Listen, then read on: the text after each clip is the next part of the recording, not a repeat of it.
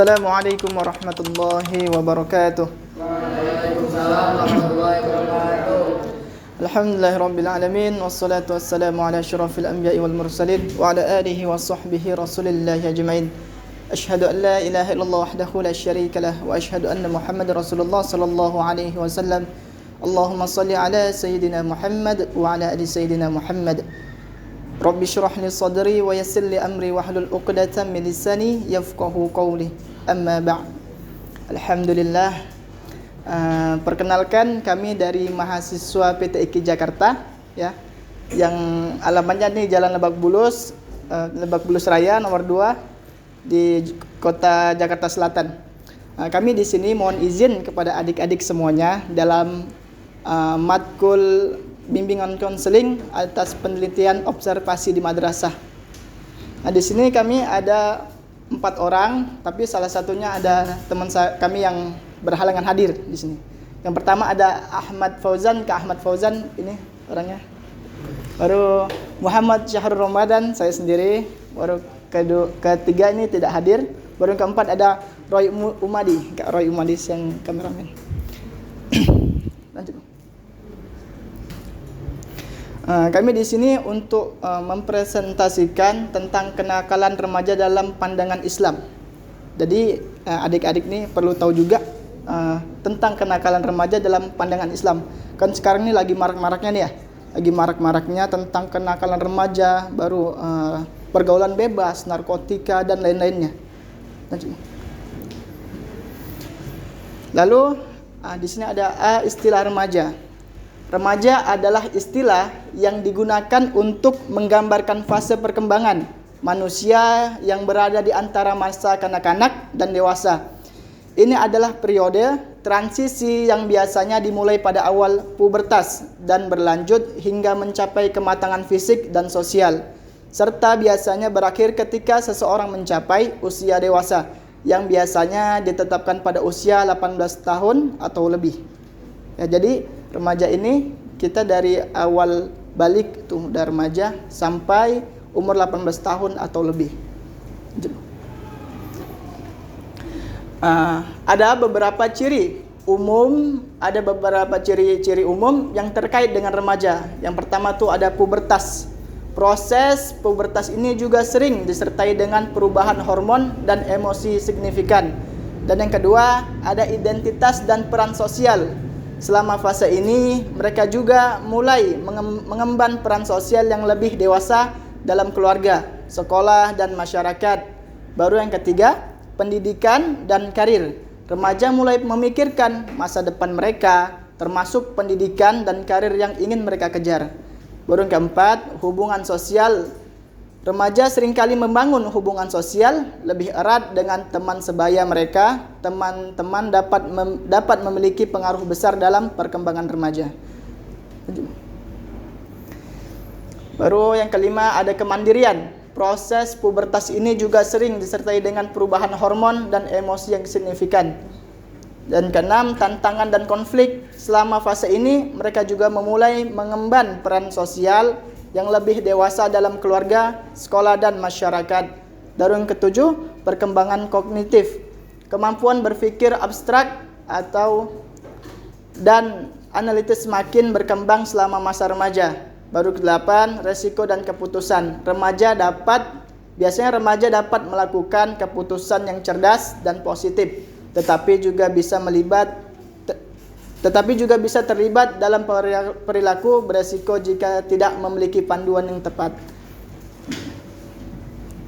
Lalu di sini akan disampaikan oleh Kak Fauzan. Kepada Kak Fauzan, kami persilakan.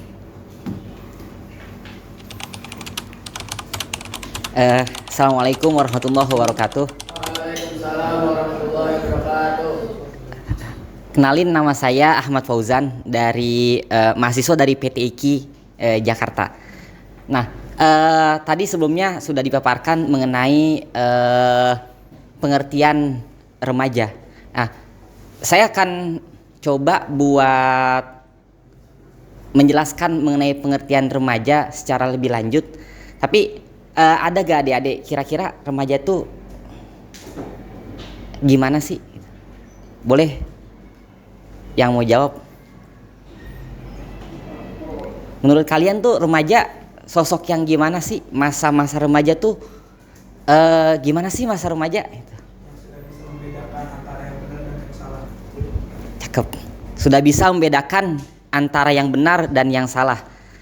Ada lagi?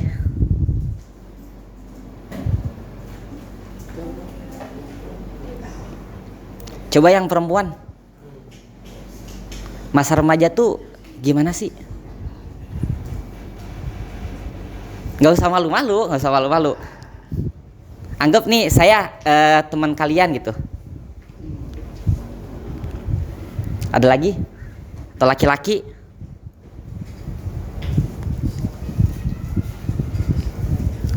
So, saya lanjut aja ya. Jadi kalau di sini masa remaja adalah masa seseorang itu untuk membentuk identitas dirinya.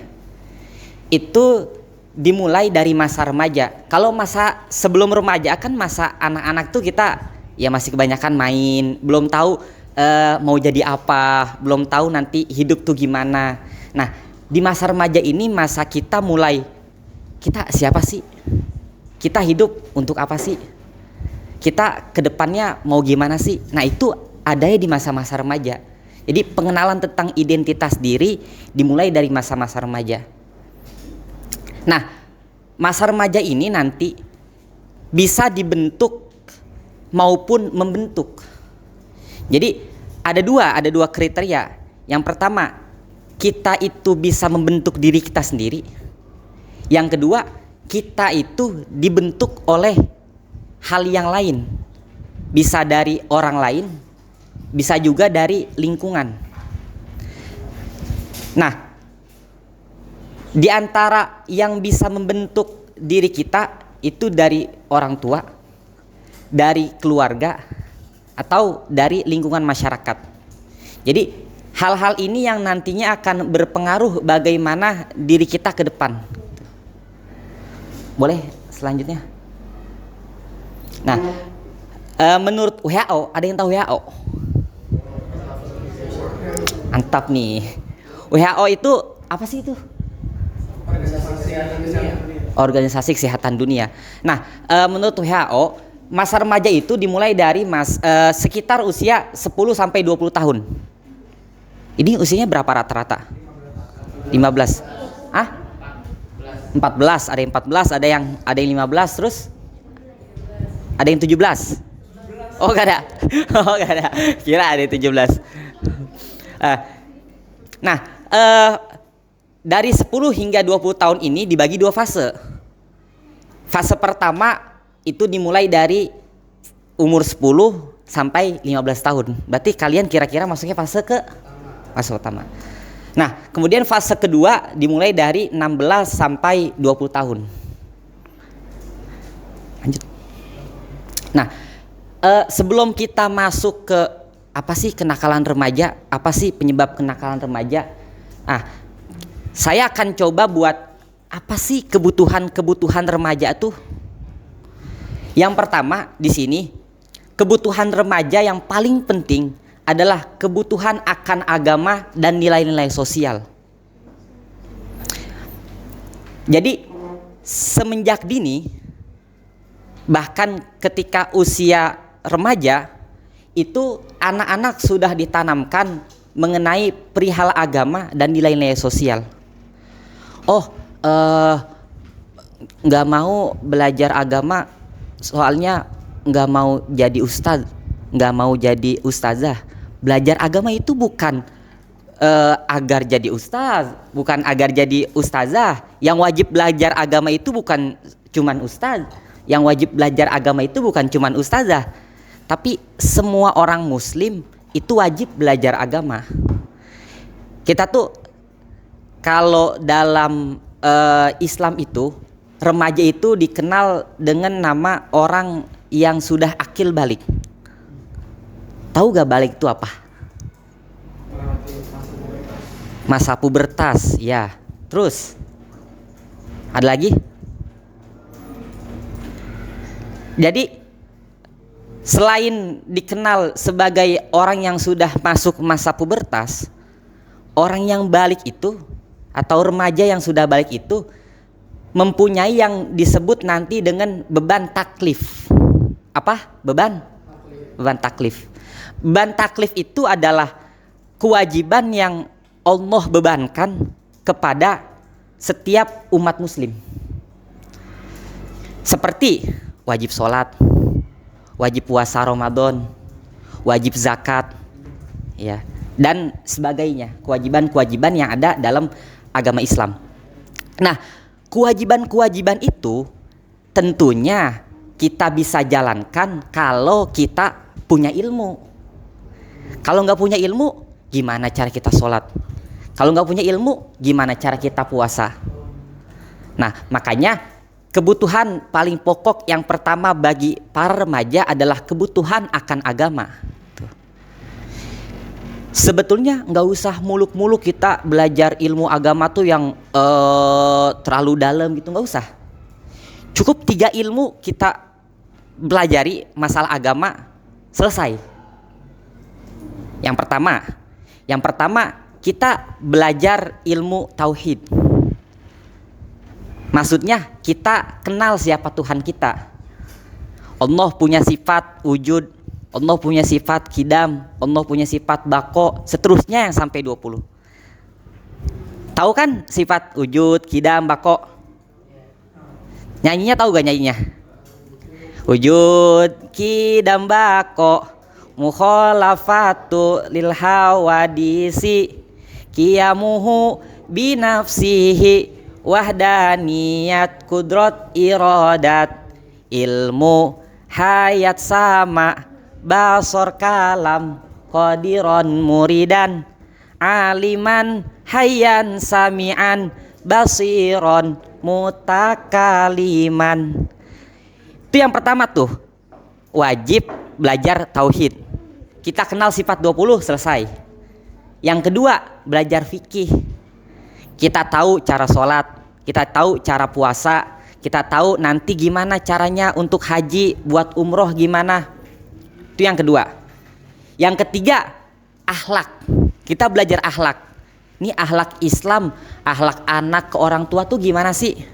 Akhlak anak ke orang yang lebih dewasa gimana sih?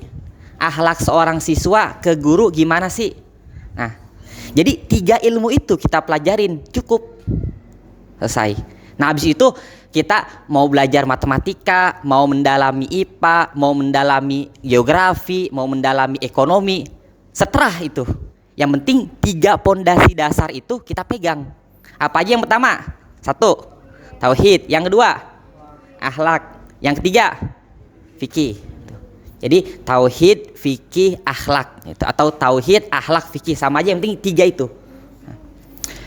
Kemudian yang kedua, kebutuhan akan pengendalian diri. Kadang kan di usia remaja tuh kita pengen untuk yang namanya bereksplorasi. Anak-anak remaja itu suka bikin inovasi-inovasi yang di luar nalar dari orang dewasa. Kadang-kadang ada aja yang dikerjain. Itu kan kayak ini lukisan-lukisan ini kan, itu kan bentuk dari inovasi dari remaja gitu kan. Ini yang buat kalian semua. Nih, cakep.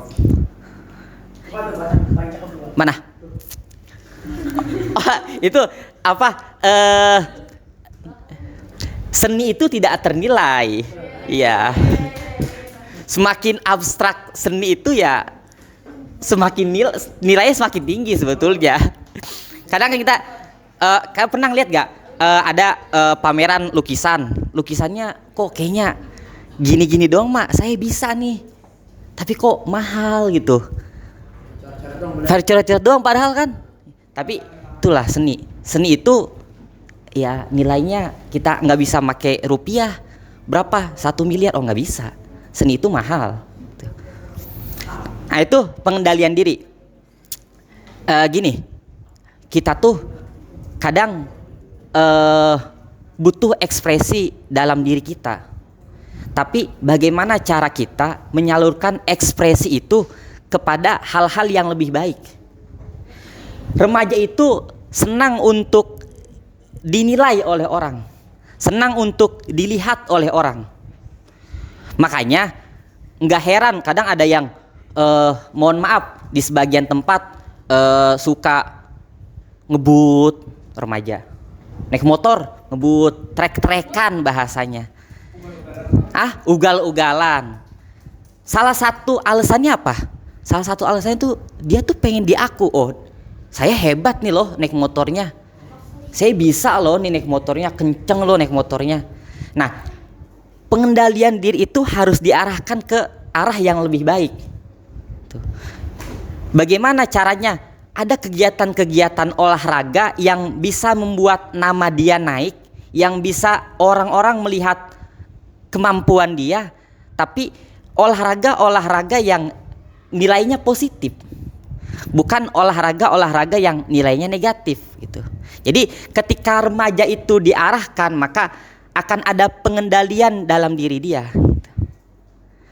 Yang ketiga adalah kebutuhan akan kebebasan. Kadang tuh kita remaja, saya juga pernah ngalamin masa-masa kalian di SMP, di usia-usia 15 tahun, 14 tahun, 16 tahun. Itu tuh kita pengen bebas gitu, nggak mau nih yang namanya diatur-atur. Kamu harus tidur jam 9 malam. Itu kan kayak, ih apaan sih, masih mau main HP gitu kan. Nah itu kebutuhan remaja akan kebebasan. Tapi sebetulnya tahu gak sih apa pengertian kebebasan tuh? Iya. Kira-kira kebebasan tuh apa sih? Bebas dari diatur. Contohnya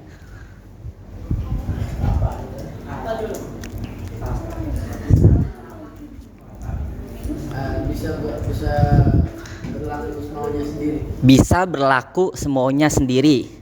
Ada lagi? Berarti tidur mau jam berapa aja, tidur bangun mau jam berapa aja gitu ya. Bebas lah gitu. Coba ada lagi. Ini yang sebelah sini belum nih. Apa sih bebas? Kebebasan tuh apa sih?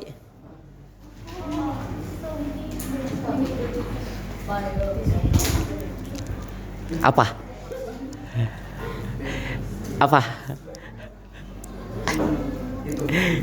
Nih.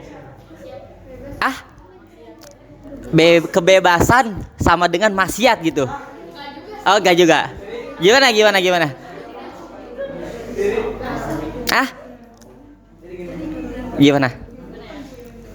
Gimana? Bebas itu? Apa? Apa tadi? Pilar. Film. Oh, ada film namanya film bebas gitu. Oh. Nih, kebebasan nih. Kebebasan itu adalah pengetahuan tentang batasan. Apa? Kebebasan adalah pengetahuan tentang batasan. Oh, kok kayak gitu sih? Kok kebebasan itu pengetahuan tentang batasan? Saya kasih contoh. Misal, kamu jalan ke daerah pegunungan. Kamu nggak tahu nih, gelap, kanan kirinya jurang. Kamu nggak tahu itu jalannya tuh selebar apa, karena gelap kan. Ya. Itu kira-kira ketika kamu seumpama naik kendaraan bermotor atau naik mobil atau naik sepeda, itu kira-kira bawa motornya atau bawa sepedanya atau bawa mobilnya berani kenceng atau malah takut pelan-pelan bawanya? Kenapa? Karena untuk tidak kecelakaan. Nggak bisa bebas dong. Karena pelan-pelan karena ya nggak tahu. Karena gelap, karena nggak tahu jalan. Kenapa kita pelan-pelan? Jadi kan kita nggak bebas ya. Kenapa kita nggak bebas? Karena kita nggak tahu batasan. Tapi kalau kita tahu batasan, oh ini jalan ada marka jalannya, tuh garis putih atau ada lampu-lampunya, berarti batasan-batasan itu nggak boleh ditabrak. Karena kalau ditabrak kanannya jurang, kirinya jurang. Ketika orang itu udah biasa lewat situ, oh saya tahu nih jalan sini walaupun gelap tapi batasannya saya tahu.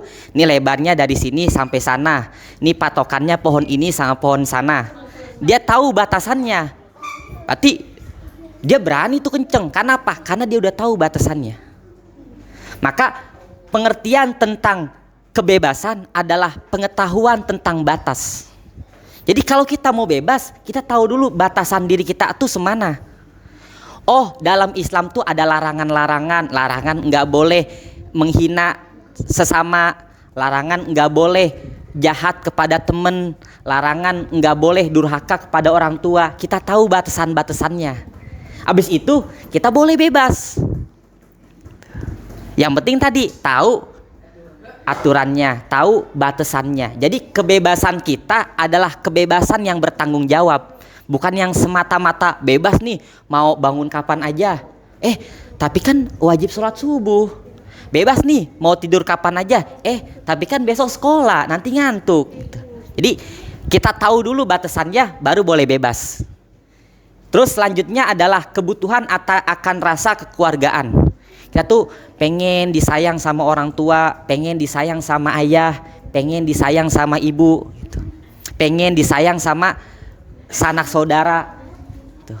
Kemudian kebutuhan akan penerimaan sosial. Kenapa sih orang-orang itu cenderung malu? Misal ketemu teman baru, saya malu nih kenal sama dia. Kenapa coba? Apa? Karena oh gitu. Nih kira-kira nih orang nganggep saya gimana ya? Terus ada lagi? Takut melampaui batas. Terus apa nih yang sebelah sini belum nih yang sebelah sini? Gimana? Apa? Nggak apa-apa. Jangan malu, jangan malu. Kenapa? Ada lagi apa? Karena kita belum tahu orangnya itu kayak gimana. Oke.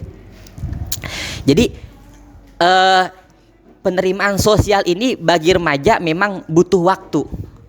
Kayak tadi kita takut nih dianggap orang gimana-gimana. Takut dianggap orang, dia mah pelit, dia mah jahat, takut dibilang orang kayak gitu.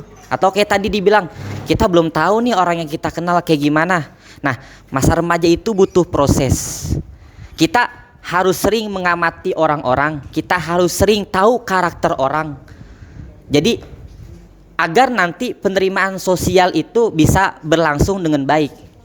Kita tahu nih orang yang kayak gini nih tipenya gimana sih? Kita tahu nih, kalau dia kita nggak suka kalau dijahatin, kita nggak suka kalau misalkan bercanda tuh sama dia nggak suka gitu. Kan ada orang yang kalau bercanda sama dia, dia suka. Tapi kan ada orang yang nggak suka, nggak mau apa sih bercandain kayak gitu. Nah itu kan itu yang perlu nanti kita lihat. Tapi itu seiring bertahap. Kemudian yang keenam, kebutuhan akan penyesuaian diri. Kita bisa nyesuaiin dengan lingkungan. Sebetulnya sama kayak tadi. Kita lihat lingkungan nih orang kayak gimana, ntar kita sesuaiin.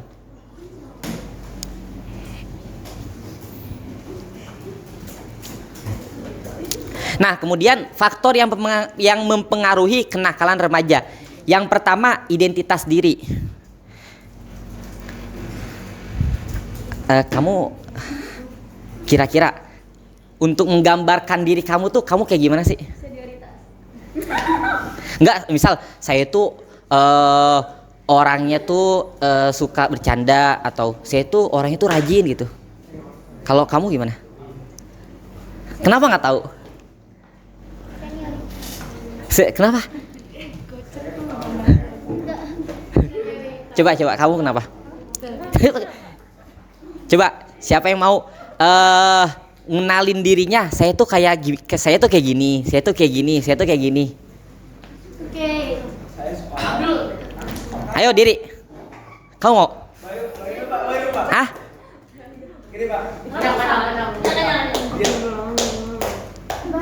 Coba satu orang. Berdiri, boleh maju ke depan, boleh dari tempatnya. Oh, saya tuh kayak gini, saya tuh kayak gini, saya tuh kayak gini. Gimana?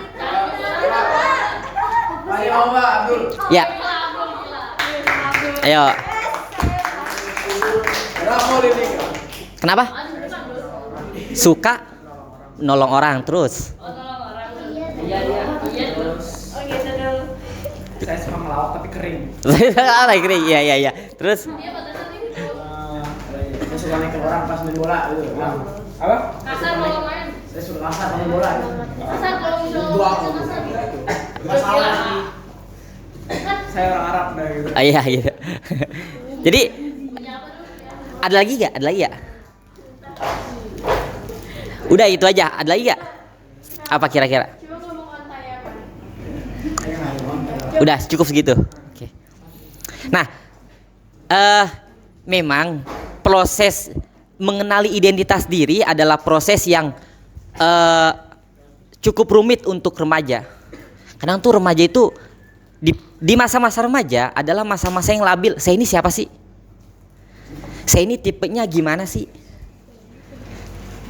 Itu di masa remaja adanya. Kalau waktu TK kan anak-anak TK ditanya, kamu cita-citanya apa? Oh, saya mau jadi polisi, Bu. Kamu cita-citanya apa? Oh, saya mau jadi dokter. Kamu cita-citanya apa? Saya mau jadi pilot. Itu masa anak kecil tuh belum tahu bahwa dunia ini tuh gini loh. Bahwa kehidupan ini gini loh. Tuh belum tahu. Tapi ketika nanti di masa remaja, itu saya yakin itu cita-cita yang dulu dia bilang waktu TK, oh saya pengen jadi polisi, oh saya pengen jadi dokter, itu bisa dibilang 100% berubah. Bahkan bisa dikatakan dia udah nggak tahu mau cita-citanya apa, karena dia masih nyari, oh fashion saya kemana sih,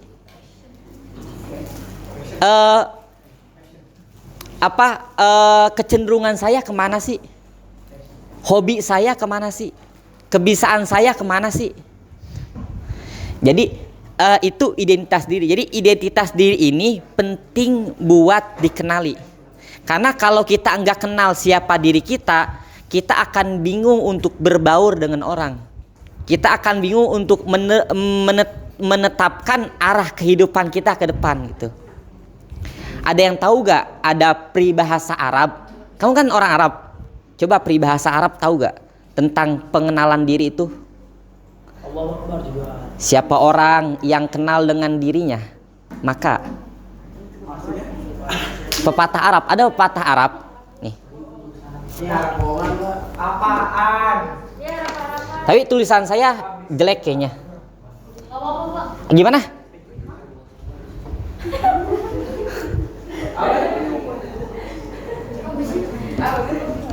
Ada yang tulisannya bagus gak? Tulisan Arabnya bagus. Aku jelek banget. Ini, Pak, coba. Mana? Ini, Pak. Di sini ada ini kaligrafi gak sih? Nggak ada. Kalau Pak, sudah tuh tulisannya Pak. Ah? Apa? Pak, kacamata Pak. Oh nggak usah. Nih, ada lagi. Man lo buka. Ini coba. Manjat wajah. Manice. Manice. Ah, kamu tulisin. Ini tulis. Ah, Itman Arofa Nafsahu.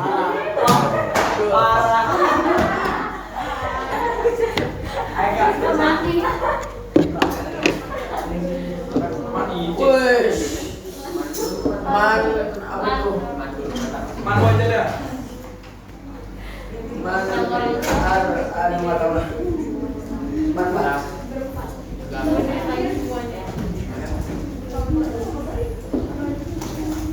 Bumbung lah ada.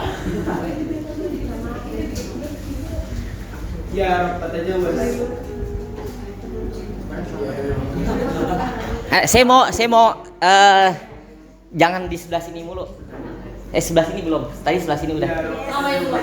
Coba baca. Masa? Itu apaan? Baca kelihatan nggak? Man arafa nafsahu arafa rabbah. Yang kenceng dong. Coba yang kenceng. Biar teman-temannya dengar. Man arafa nafsahu arafa rabbahu. Tahu artinya gak?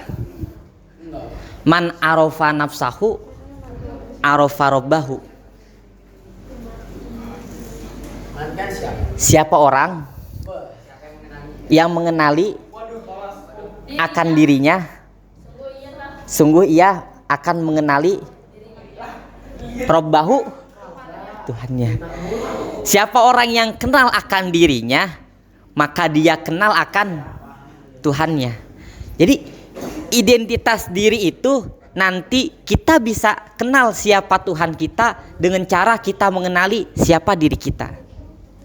Jadi itu pentingnya identitas diri. Nah, kemudian yang kedua adalah faktor yang mempengaruhi kenakalan remaja adalah keluarga. Kemudian yang ketiga adalah lingkungan. Nah, faktor keluarga dan faktor lingkungan ini sangat berperan dominan dalam membentuk remaja. Bisa jadi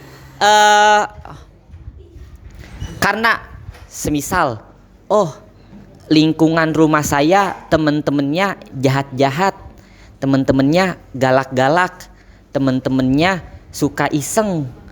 Itu yang tadinya seorang anak baik itu bisa berubah karena pengaruh lingkungan. Maka sangat penting bagi kita untuk gimana kita bisa milih temen yang baik. Boleh gak? Berarti kalau kita disuruh milih temen yang baik, gak boleh berteman sama yang jahat dong. Terus yang jahat siapa yang nemenin? Setan. Yang jahat setan yang nemenin. Si yang jahat siapa yang nemenin? Yang menjaga, temen yang jaga lagi. Yang temennya orang jahat lagi gitu.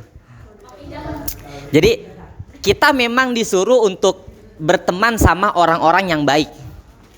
Tapi bukan berarti kita nggak boleh berteman sama orang-orang yang jahat, bukan.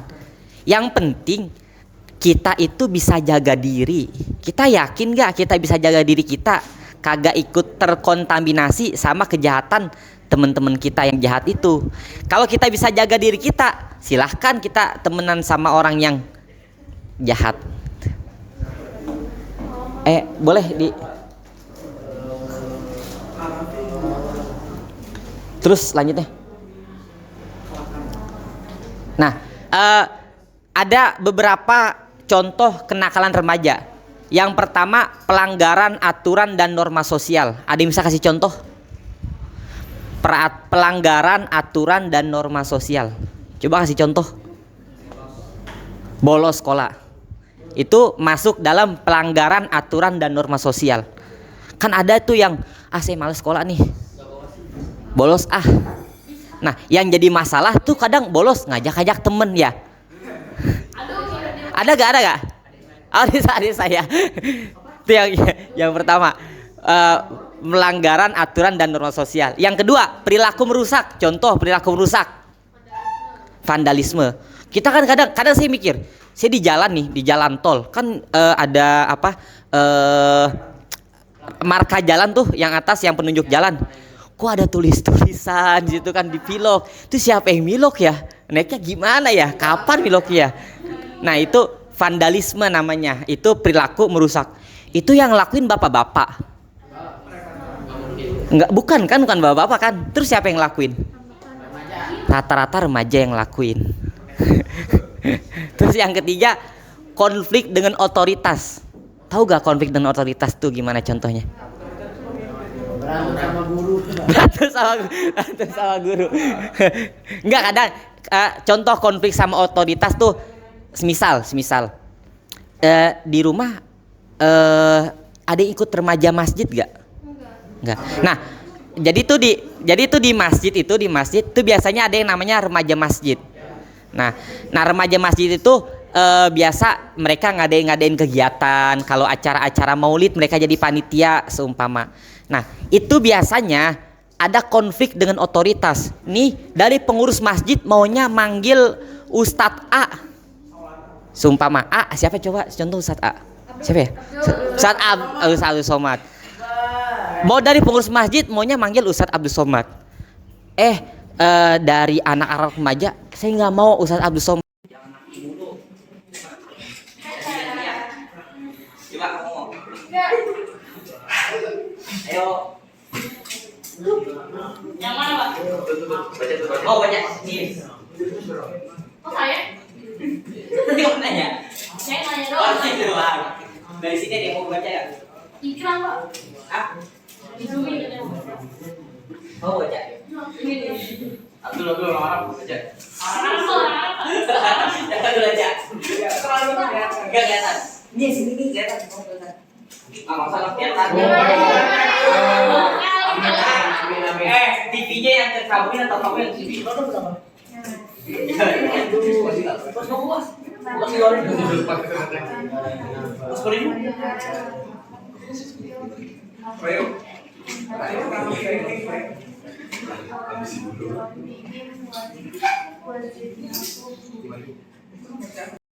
Pindai untuk menjadi panglima perang, tapi belum kesampaian karena Rasulnya keburu wafat.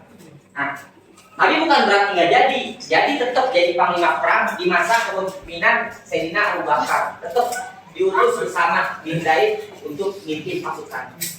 Kemudian ada Zaid bin Sabit, 13 tahun dalam waktu 17 malam mampu menguasai bahasa Suryani. Bahasa Suryani itu salah satu akar bahasa. Jadi kan bahasa banyak nih. Ada bahasa Indonesia, ada bahasa Arab, ada bahasa Inggris, ada bahasa Ethiopia gitu kan. Nah, dari sekian banyak bahasa, salah satu akar bahasa itu adalah bahasa Suryani. Jadi ini dari bahasa Suryani nih lahir bahasa Arab, lahir bahasa Inggris, lahir bahasa. Menurut Islam ditanamkan akidah yang benar. Makanya tadi pertama pentingnya belajar tauhid. Terus yang kedua memahami ajaran agama yang benar. Nah itu pentingnya kita belajar fikih. Yang ketiga membiasakan akhlak yang mulia. Itu pentingnya kita belajar akhlak. Kemudian yang keempat melaksanakan ajaran agama secara benar dalam kehidupan sehari-hari. Nah 3 pelajaran agama tadi dari tauhid, fikih dan akhlak harus dipraktekkan dalam kehidupan sehari-hari. Semisal tauhid gimana praktekinnya tauhid? Kalau fikih kan kita jelas, kita belajar sholat, kita praktekin sholat. Tapi tauhid gimana praktekinnya? Misal sifat wujudnya Allah. Gimana contoh praktek sifat wujudnya Allah? Oh, ada yang tahu? Ada yang tahu? Hah? Gimana? Sholat. Di kelas ada 3 sebenarnya. Yang pertama, ada yang kamu dapetin nggak setelah tadi pembelajaran? Dapat maksud dari ilmunya, Dari kamu dapat tentang remaja. setelah tahu itu yang Anda pikirkan apa? Ya, apa ya? Jadi makin ngerti atau Mengerti ya. terus tahu kenakan apa aja? Terus Islam pun sebenarnya memerhatikan kan? Jadi nggak dicekin oleh Islam kan? Ya, Terus tadi terkait remaja-remaja Islam tuh Usama bin Zaid, kemudian ada Al-Arqam, ada Muhammad Al-Fatih. Termotivasi gak di umur-umur beliau yang 22 tahun, 13 tahun, 18 tahun? Oh, berarti di umur nanti kalau udah lulus nih sekolah, mau jadi orang hebat. ya, termotivasi. Motivasi. Kalau kakak boleh nanya, cita-citanya apa? Cita-cita aku kayaknya nggak tahu sih ini kayak bakal berubah-ubah karena Iya. kayak dari SD aku ceritanya mau berubah-ubah. Ya, SD apa sih cita-citanya? Aku SD mau jadi ilmuwan, tapi makin kesini aku lebih pengen jadi wartawan sama jurnalis. Ya, terus jadi lebih ke jurnalistik. Berarti kayak presenter-presenter di TV atau di berita gitu. Enggak, lebih ke yang apa ya, bikin surat kabar, bikin apa sih yang kayak Artikel, berita-berita artikel, jurnal. ya, jurnal. Berarti lebih suka menulis ya? Hah? Menulis teks narasi gitu. Enggak, aku lebih suka ke isu-isu yang ada di sekitaran Isu-isu itu lebih suka sosial gitu. lebih suka dituangkan dalam tulisan apa dituangkan dalam Pikiran. pikiran. Kemudian Jadi kayak suka kalau malam ya random thoughts aja, kayak tiba-tiba mikir tentang ini keadaan yang ada di Indonesia saat ini kayak gitu, suka kayak Berarti tahu politik? Nggak tahu. Sejauh ini? lumayan interest gitu sih, lumayan ada gitu. Karena kayak ayah juga sering banget ngebahas politik gitu. Ayah emang dari segi politik. Enggak, sebenarnya ayah tuh cuma Guru? kayak bisnis, itu wirausaha, tapi kayak ayah emang suka aja gitu. Dan mengamati. siapa namanya tadi? Keiza. Terus kayaknya juga interest juga sama ayah yang Iya, karena ayah kalau misalnya Cari. ngomongin politik gitu-gitu terus kayak semangat banget, terus emang aku ngelihatnya menarik juga gitu apa yang dibahas dan konflik-konflik yang ada di sekitar itu tuh lumayan seru buat telah gitu loh. Iya, berarti mungkin nanti kalau jadi ilmuwan atau jadi presenter bisa meneliti ya bagaimana Islam memandang kenakalan remaja sebagai positif. Artinya bisa jadi nanti perlindungan anak berdasarkan Islam. Kemudian punya ilmu yang landasannya tuh Quran hadis tuh. Karena kan Quran hadis kan yang bikin manusia, Al-Quran yang bikin manusia bukan? Yang bikin manusia Al-Quran. Tuhan. Kemudian hadis yang membicarakan dan yang Kan memperlakukan. manusia cuma mengumpulkan yang dikasih sama malaikat. Ya, harapan kakak dan kami semua di sini semoga Kezia bisa mengambil tadi poin-poin penting yang tadi kita presentasikan. Dan semoga Keza bisa menerapkan dari hal kecil. Insya Allah. Ya semoga ya. Soalnya kan khairun nasi anfa'uhum linnas. Khairun nasi anfa'uhum linnas. Artinya Orang sebaik-baiknya orang itu yang bermanfaat ilmunya bagi manusia yang lain. Jadi kalau Keza mau termasuk orang yang baik, berarti bermanfaat dulu ilmunya. Salah satunya diamalin. Ada saling kritik gak buat kita semua nih? Atau kakaknya terlalu galak, atau kakaknya terlalu judes atau gimana? nggak ada sih sebenarnya. Nggak ada. Kayak cuman kalau misalnya ada anak yang gak merhatiin tuh lebih ini aja, bisa ditegur aja tuh nggak apa-apa gitu. Soalnya tadi tuh banyak banget yang gak merhatiin kan. Jadi kayak banyak yang sebenarnya asik-asik sendiri gitu. Nah, Main kayak game. iya main game dan gak merhatiin. Jadi kayak kalau misalnya mau ditegur gitu aja. Kalau Keza termasuk yang introvert ya? Enggak, aku Extrovert. sukanya main iya sama temen. Berarti Supaya introvert. ngomong. Berarti extrovert ya? Sekelas 9E namanya Keza. Umur 14 14 tahun. Tinggal di Bintaro, ada adik ada kakak. kakak Anak ketiga. anak ketiga. Bontot berarti. Kan kecil. Udah itu dari kami. Ya, mohon maaf ya kalau ada kesalahan. Iya. Kita kekurangan segala macam. Masalah-masalahnya.